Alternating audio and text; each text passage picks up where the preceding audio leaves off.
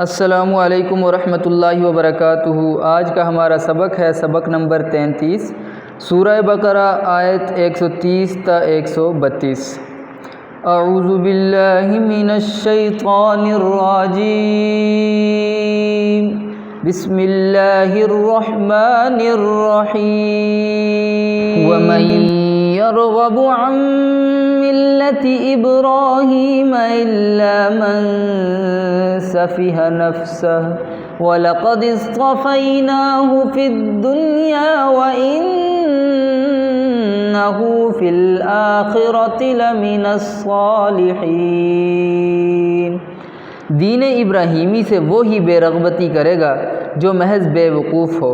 ہم نے تو اسے دنیا میں بھی برگزیدہ کیا تھا اور آخرت میں بھی وہ نیکوکاروں میں سے ہے۔ اذ قال له ربه اسلم قال اسلمت لرب العالمین۔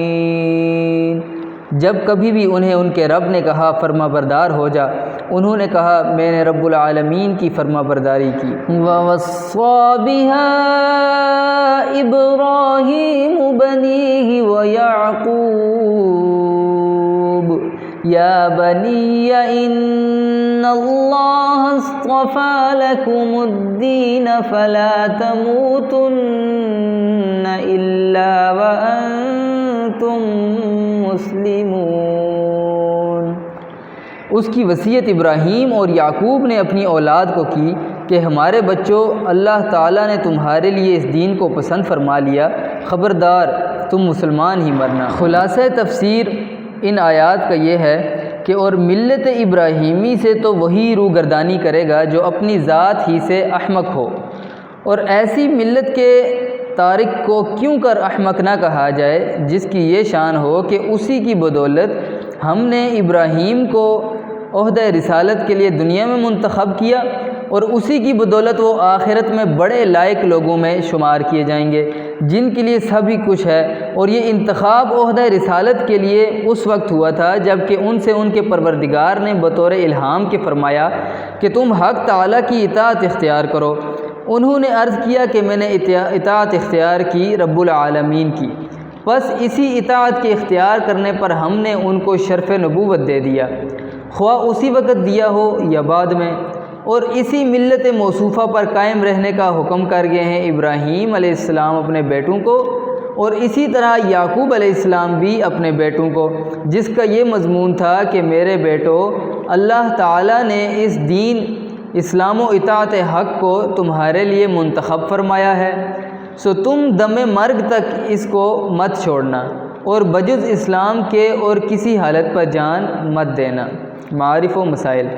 سابقہ آیات میں ملت ابراہیمی کے بنیادی اصول اور ان کے اتباع کی تاکید اور ان سے انحراف کی خرابی کا بیان ہے، جس میں یہود و نصارہ کے اتباع ملت ابراہیمی کے متعلق دعووں کی تردید اور صرف ملت اسلام کا ملت ابراہیمی کے مطابق ہونا اور دین اسلام کی حقیقت اور یہ کہ وہ تمام انبیاء کا مشترکہ دین ہے ذکر کیا گیا ہے۔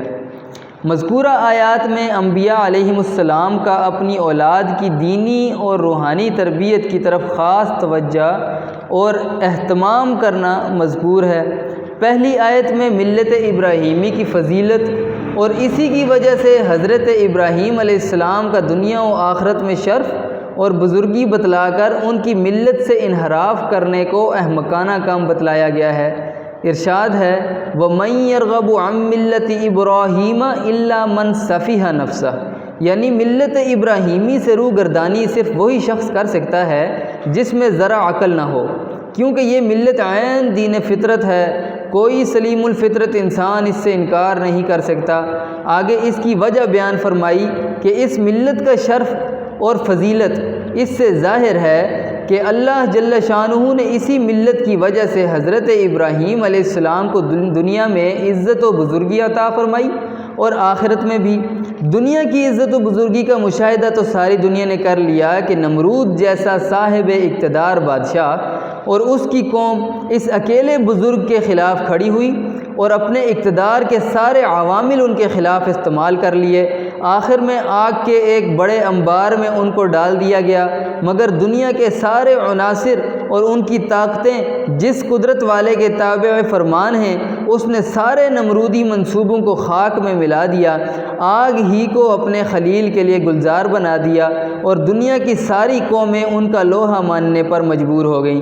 دنیا کے سارے مومن اور کافر، یہاں تک کہ بت پرست بھی اس بت شکن کی عزت کرتے چلے آئے۔ مشرکین عرب بہرحال ابراہیم علیہ السلام کی اولاد تھے، بت پرستی کے باوجود حضرت ابراہیم علیہ السلام کی عزت و عظمت پر جان دیتے تھے اور انہی کی ملت کے اتباع کا دعویٰ کرتے تھے، اور ملت ابراہیمی کے مٹے مٹے کچھ آثار ان کے عمل میں بھی موجود تھے۔ حج و عمرہ، قربانی، مہمان نوازی انہی کے باقیات و صالحات تھے۔ اگرچہ جہالت نے ان کو بھی مسخ کر دیا تھا، اور یہ نتیجہ اس خداوندی انعام کا ہے جس کی روح سے خلیل اللہ علیہ السلام کو امام الناس کا خطاب دیا گیا تھا۔ انی جاعلک للناس اماما۔ ابراہیم اور ملت ابراہیم علیہ السلام کے اس قہری غلبے کے علاوہ اس کی مقبولیت اور فطرت انسانی کے عین مطابق ہونا بھی دنیا کے سامنے آ چکا تھا، اور جس میں کچھ بھی عقل و فہم تھی وہ اس ملت کے سامنے جھک گیا تھا۔ یہ تو ابراہیم علیہ السلام کے دنیاوی شرف و بزرگی کا ذکر تھا۔ آخرت کا معاملہ جو ابھی سامنے نہیں، اس میں حضرت ابراہیم علیہ السلام کا مقام قرآن کی اس آیت نے واضح کر دیا کہ جس طرح اللہ تعالیٰ نے ان کو دنیا میں عزت و فضیلت عطا فرمائی، اسی طرح آخرت میں بھی ان کے درجات عالیہ مقرر ہیں۔ اللہ جل شانہ ہم سب کو حضرت ابراہیم علیہ السلام کے طریقوں پر اور نبی علیہ السلام کے لائے ہوئے کلام اور ان کی سنتوں پر اور اللہ جل شانہ کے بھیجے ہوئے احکامات پر 100% عمل پیرا ہونے والا بنائے۔ وآخر دعوانا ان الحمدللہ رب العالمین۔ ترجمہ اور تلاوت، معارف و مسائل کا بیان انشاءاللہ شام کے وقت اپلوڈ کیا جائے گا۔ روزانہ کے اسباق میں شامل ہونے کے لیے اس چینل کو سبسکرائب کریں اور بیل آئیکن کو لازمی پریس کریں تاکہ آپ کے روزانہ کے اسباق آپ کو بر وقت مل سکیں۔ جزاک اللہ خیرہ۔